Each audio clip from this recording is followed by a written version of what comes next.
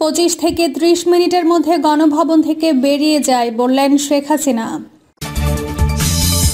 এবং সর্বশেষ জানাবো, ডিসেম্বরের নির্বাচনী রোডম্যাপ চায়, জানুয়ারিতে মাঠে নামছে বিএনপি। এতক্ষণ শুনছিলেন সংবাদ শিরোনাম, এবার বিস্তারিত। 25 থেকে 30 মিনিটের মধ্যে গণভবন থেকে বেরিয়ে যায় বললেন শেখ হাসিনা। চিন্ময় দাসের গ্রেপ্তারিতে আগেই মুখ খুলেছিলেন। বাংলাদেশের পরিস্থিতি নিয়ে ফের আক্রমণ জানালেন দেশের সাবেক প্রধানমন্ত্রী শেখ হাসিনা। অন্তর্বর্তীকালীন সরকার প্রধান ডক্টর মোহাম্মদ ইউনূসকে গণহত্যার মূল চক্রী বলে উল্লেখ করলেন তিনি। সংখ্যালঘু হিন্দুদের ওপর লাগাতার আক্রমণ, মন্দির গির্জায় হামলার ঘটনার জন্য ইউনূস সরকারকে দায়ী করলেন তিনি। মার্কিন যুক্তরাষ্ট্রের নিউ ইয়র্কে আওয়ামী লীগের একটি সমাবেশে ভার্চুয়াল বক্তৃতা করেন শেখ হাসিনা। তাতেই ইউনূস সরকারকে ভয়াবহ আক্রমণ করেন তিনি। হাসিনার বক্তব্য, আজ আমার বিরুদ্ধে গণহত্যার অভিযোগ তুলছে। আসল কথা হলো, সমন্বয়কারী ছাত্রদের সঙ্গে মিলে পরিকল্পিতভাবে মোহাম্মদ ইউনূস গণহত্যায় লিপ্ত হয়েছেন। ওরাই মূল চক্রী। এ প্রসঙ্গে দেশের সাবেক প্রধানমন্ত্রী তথা বিএনপি নেত্রী খালেদা জিয়ার ছেলে তারেক রহমানের নামও নেন শেখ হাসিনা। তার কথায় লন্ডন থেকে তারেক রহমান পর্যন্ত বলেছেন, এভাবে মৃত্যু ঘটে চললে এই সরকার টিকবে না। অতি সম্প্রতি গ্রেনেড বিস্ফোরণ মামলায় আদালতে মুক্তি পেয়েছেন তারেক রহমান। বাংলাদেশের রাজনীতিতে ফের তার প্রত্যাবর্তনের জল্পনা শুরু হয়েছে। সেই আবহেই তারেকের নাম নিলেন হাসিনা। ছাত্র জনতা আন্দোলন যখন চরমে, সেই সময় ভারতে পালিয়ে আসেন হাসিনা। সেই নিয়ে সমর্থকদের হাসিনা বলেন, নির্বিচারে যখন মানুষজনকে হত্যা করা হচ্ছিল, আমি দেশ ছাড়ার সিদ্ধান্ত নেই। আমার ক্ষমতায় থাকার দরকার নেই। নিরাপত্তা কর্মীরা যদি গুলি চালাতেন, গণভবনে অনেকে মারা যেতেন। আমি সেটা চাইনি। হাসিনার দাবি, সশস্ত্র ভিড়কে গণভবনে লেলিয়ে দেয়া হয়েছিল। বাবা শেখ মুজিবুর রহমানের মতো তাকেও হত্যার ছক ছিল। হাসিনার কথায় 25 থেকে 30 মিনিটের মধ্যে গণভবন থেকে বেরিয়ে যাই আমি। নিরাপত্তা কর্মীদের বলেছিলাম গুলি না চালাতে। সংখ্যালঘুদের ওপর হামলা নিয়ে শেখ হাসিনার বক্তব্য, আজ শিক্ষক, পুলিশ সকলকে ধরে ধরে মারা হচ্ছে, তাদের ওপর হামলা হচ্ছে। হিন্দু, বৌদ্ধ, খ্রিস্টানদের নিশানা করা হচ্ছে দেশে। গির্জা, মন্দিরে হামলা চালানো হয়েছে। কেন বাংলাদেশের সংখ্যালঘুদের এভাবে নিশানা করা হচ্ছে? তবে শেখ হাসিনা যখন ডক্টর মোহাম্মদ ইউনূসকে আক্রমণ করছেন, সেই সময়ই তার বিরুদ্ধে মারাত্মক অভিযোগ করেছে বাংলাদেশের অন্তর্বর্তীকালীন সরকার। শ্বেতপত্র প্রকাশ করে তারা অভিযোগ করেছে যে ক্ষমতায় থাকাকালীন ভারত সহ বিভিন্ন দেশে হাসিনা সরকার 1,80,000 কোটি টাকা পাচার করেছে। ভারতের পাশাপাশি আমেরিকা, কানাডা, সংযুক্ত আরব আমিরাত সহ সিঙ্গাপুর, মালয়েশিয়াতেও টাকা পাচার হয় বলে দাবি করা হয়েছে।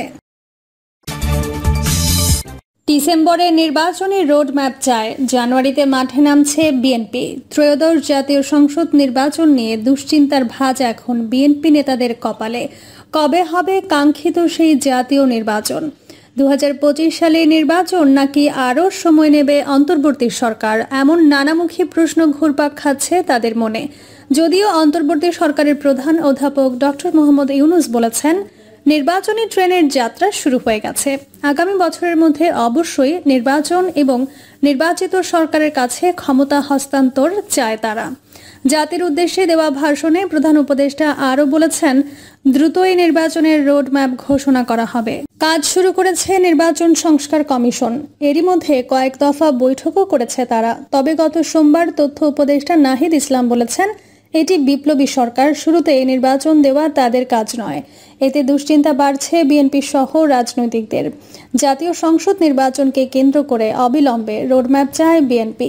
বিএনপির একটি সূত্র জানায়, নির্বাচনের রোডম্যাপ ঘোষণা না করায় দলের শীর্ষ নেতারা সরকারের ওপর চাপ সৃষ্টির কথা ভাবছেন। দলটির সব তৎপরতাই এখন নির্বাচন ঘিরে। তবে গত রোববার সরকারের 100 দিন উপলক্ষে এই ভাষণে নির্বাচনের রূপরেখা না দেওয়ায় আশাহত হয়েছেন বিএনপির মহাসচিব মির্জা ফখরুল ইসলাম আলমগীর। তিনি সোমবার মাওলানা আব্দুল হামিদ খান ভাসানীর মৃত্যুবার্ষিকীর আলোচনায় এই আশাহত হওয়ার কথা জানিয়ে বলেন, আমি আশা করেছিলাম প্রধান উপদেষ্টা তার সব প্রজ্ঞা দিয়ে সমস্যাটা চিহ্নিত করে নির্বাচনের জন্য একটা রূপরেখা দেবেন। নির্বাচন দিলে দেশের অর্ধেক সমস্যার সমাধান হয়ে যাবে বলে মনে করেন মির্জা ফখরুল। এদিকে বিএনপির দায়িত্বশীল নেতারা বলছেন, ডিসেম্বরের মধ্যে নির্বাচনের রোডম্যাপ ঘোষণা না করা হলে নতুন বছরে বিভাগীয় সমাবেশ করে চাপ সৃষ্টির পরিকল্পনা করছে বিএনপি। বিএনপির জাতীয় নির্বাহী কমিটির সদস্য আবু নাসের মোহাম্মদ রহমতুল্লাহ বলেন, রাষ্ট্র সংস্কার ও নির্বাচনী প্রক্রিয়া দুটোই একই সঙ্গে এগিয়ে যাওয়া উচিত। এজন্য অন্তর্বর্তী সরকারকে অবিলম্বে নির্বাচনের রোড ম্যাপ উপস্থাপন করতে হবে। যতদিন এই রোড ম্যাপ দেওয়া না হবে ততদিন রাজনৈতিক দলগুলোর মধ্যে নির্বাচন পেছানোর আশঙ্কা থেকেই যাবে। 3 মাস একেবারে কম সময় না। এই সময়ের মধ্যে চাইলে নির্বাচনের পথে অনেক দূর এগিয়ে যেতে পারত সরকার। বিএনপির একটি সূত্র জানায়, সরকার ক্ষমতা দীর্ঘায়িত করতে চাইলে সেই ক্ষেত্রে বিএনপি বর্তমান সরকারের প্রতি তাদের নিঃশর্ত সমর্থন প্রত্যাহার করতে পারে।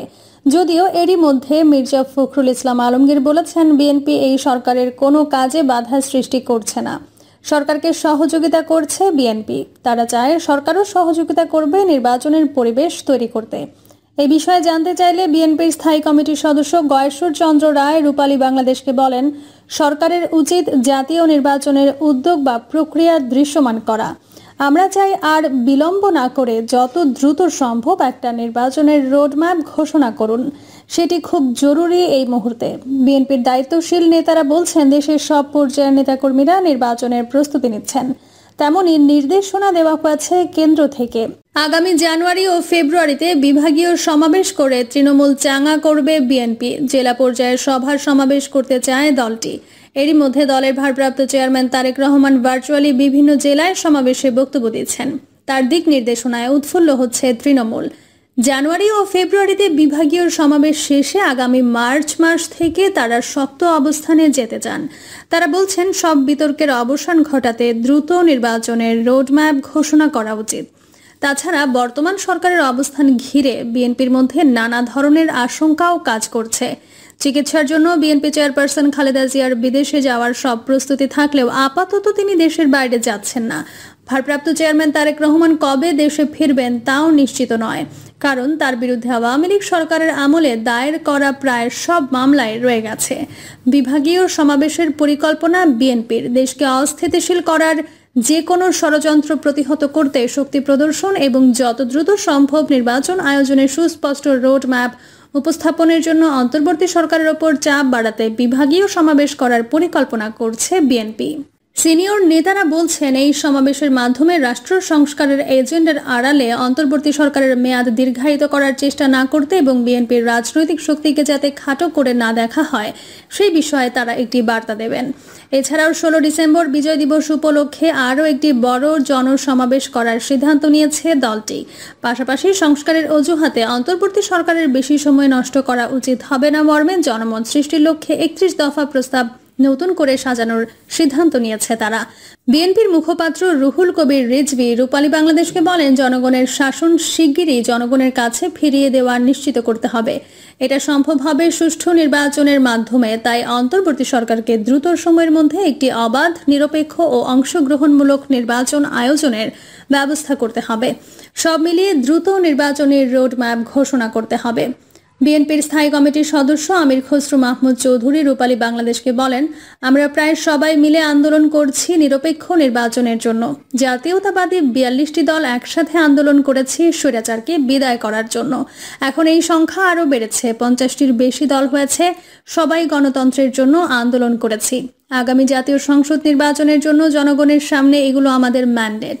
এখন সংস্কার হোক আর না হোক, আমরা তো প্রতিজ্ঞাবদ্ধ জাতির কাছে, আমরা সংস্কার করব। আমরা সবাই মিলে প্রতিজ্ঞা করছি জাতির কাছে, আমরা সেই সংস্কার করব। নির্বাচনের আগে জরুরি যেসব সংস্কার করা দরকার কিংবা যেসব সংস্কার করার ক্ষমতা আছে সেগুলো করাতে এত বেশি সময় লাগার কোনো কারণ নেই। বাকিগুলো আমরা নির্বাচনের পরবর্তী সময়ে করতে পারবো। সুতরাং নির্বাচনের রোড ম্যাপের জন্য সংস্কারের সম্পর্ক খুব বেশি সাংঘর্ষিক না। সবারই লক্ষ্য এখন নির্বাচনী প্রক্রিয়া কি হবে। সবাই চায় একটা স্বচ্ছ, গ্রহণযোগ্য, নিরপেক্ষ নির্বাচন। সেই লক্ষ্যে সিদ্ধান্ত নেওয়া প্রয়োজন। এখানে দ্বিমতের কিছু নেই। প্রত্যেক দলের অধিকার আছে তাদের নিজস্ব সংস্কার প্রস্তাব পেশ করা। এখন ম্যান্ডেট নিয়ে সংসদের সিদ্ধান্ত হবে, এটাই তো গণতন্ত্র। আমরা তো এই গণতন্ত্রের কথাই বুঝি, তাই না? এর বাইরে তো আর কোনো গণতন্ত্র হতে পারে না। আমার ব্যক্তিগত সিদ্ধান্ত তার কোনো সিদ্ধান্ত হতে পারে। সম্প্রতি বিএনপির স্থায়ী কমিটির বৈঠকে অন্তর্বর্তী সরকারের কাজ ও গতি প্রকৃতি নিয়ে বিস্তারিত আলোচনা করেন দলটির শীর্ষ নেতারা। সেখানে নির্বাচনের রোড ম্যাপের জন্য সরকারের ওপর চাপ সৃষ্টির কথা বলা হয়। তারা ডিসেম্বরের মধ্যে রোড ম্যাপ চায়। তা না হলে তারা সরকারের ওপর চাপ আরও বাড়িয়ে দেওয়ার কথা বলেন। প্রিয় দর্শক, এই ছিল এখনকার সর্বশেষ সংবাদ।